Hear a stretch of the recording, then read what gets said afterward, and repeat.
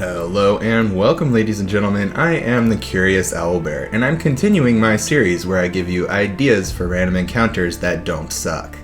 As usual, if you find yourself liking the video, make sure to leave a like and subscribe, as there are more random encounter videos on the way.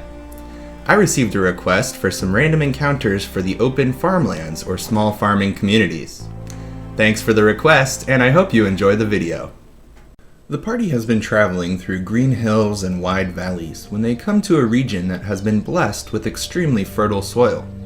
They walk along the river that flows out of the nearby mountains, enjoying the fresh air and babbling water. As they come to a small community composed of farmers, traders, and craftsmen, they immediately spot a very interesting sight. The largest gourd that any of the players have ever seen. This gourd is over 10 feet long and 5 feet wide, and it could probably feed an entire village for a month. Most of the farmers will have no idea how one could grow a gourd so big, but there is one elderly man who mentions an ancient blessing that was left upon the surrounding lands. It's up to you to decide exactly what this blessing entails, but some good ideas are a gift from the halfling goddess of fertility and protection, the resting place of an ancient copper dragon whose body now grants life in the surrounding soil, or the result of an ancient wish spell. As the group travels through the small town, they are approached and hailed by the merchants who surround the fountain in the center of the village. One call catches their attention. "Adventurers, get your cheap healing potions here!" The group, or at least some of its members, head over to the small wooden stall where the merchant has 3 vials laid out on the table. They don't look like the average healing potion. They're a bit darker in color, but the smell is relatively correct.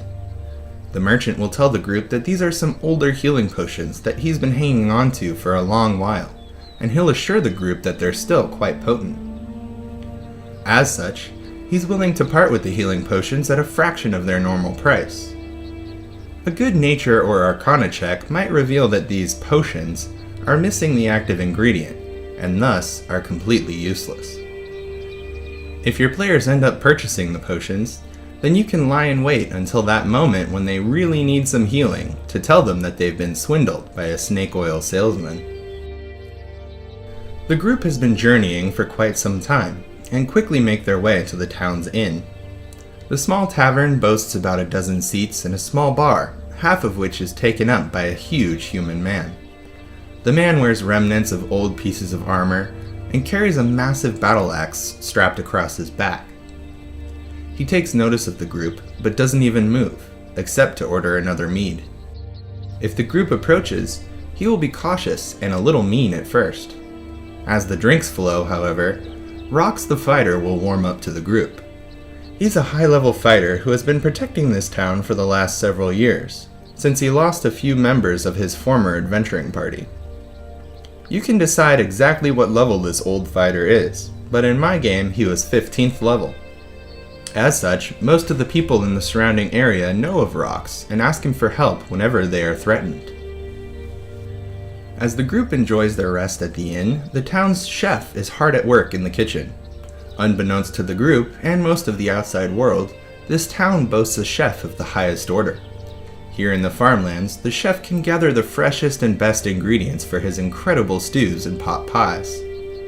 The players will be thankful for a brief respite at the inn where they can enjoy one of the best meals of their lives.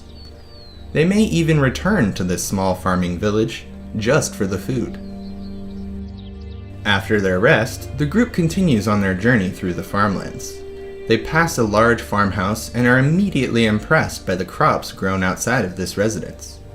10-foot tall, thick beanstalks rise high out of the fertile soil. As the party gets within 20 feet of a beanstalk, they can see the vast amounts of fruit hanging off the vines. A farmer in the field will gladly approach the group, who stands admiring his work, and will offer them a handful of the magical beans. They're not expensive, perhaps 10 beans for 1 silver piece, but they could be incredibly useful. These beans grow to a height of 10 feet within 1 minute, once they have been planted in the soil and watered. The stalks are strong enough to support a large Goliath, and may be used for climbing, crossing a stream, or crafting a thick rope. The group pockets their new prize and continues past farm after farm. Suddenly, the group's wizard or sorcerer receives a magical message. "Please, help me!" They spin around in search of the source of the message, but the only figure nearby is a scarecrow hung in the middle of the field. As they stare out at the scarecrow, they hear the message again, pleading for their assistance. If the group decides to investigate the scarecrow, they will find that it is a rather animated scarecrow. Though it cannot move, it has the ability to use the message spell at will, and it has been calling out to passers-by for countless days and nights. You can decide exactly who this poor person was, but in my game he was a bandit and mischief maker who was the unfortunate target of a true polymorph spell. After dealing with the scarecrow, the group moves onward. Near the border of the forest, the party encounters a group of small children, perhaps 5 or 6 years old. They had been playing hide and seek when one of the poor children fell into an ancient well. The child is injured but able to remain floating on the surface of the water at the bottom of the well. Due to their injury, the child will not be able to grip the rope tossed down by the party, so the party will have to come up with another plan. And that is when the owlbears attack. As the group considers their options, a keen ear hears some rustling in the nearby tree line. Immediately, the group is assaulted by 2 owlbears that rush out of the brush in an attempt to get some dinner. The group will be forced to protect the children from the creatures as they are quickly attacked. Owlbears, as you may guess, are one of my favorite low-level creatures. They reside in several different environments and are rather intelligent for beasts, and they can be extremely deadly. Make sure to do these creatures justice every time they appear. The party passes over hill after hill until a long open expanse lays before them. They journey onwards, but one of the party members notices some pounding hooves approaching. The group has seconds to act before a pack of centaur gallop over the hills behind the players in an attempt to surround the group. The centaurs have several capabilities which make them difficult for low-level parties. They are able to use the charge ability to close distance and cause extra damage on a melee hit. They are also very skilled with the longbow in the event that combat is initiated at a long range. Plus, farmlands are a perfect place for a community of centaur, as they can quickly raid nearby villages for food and weapons.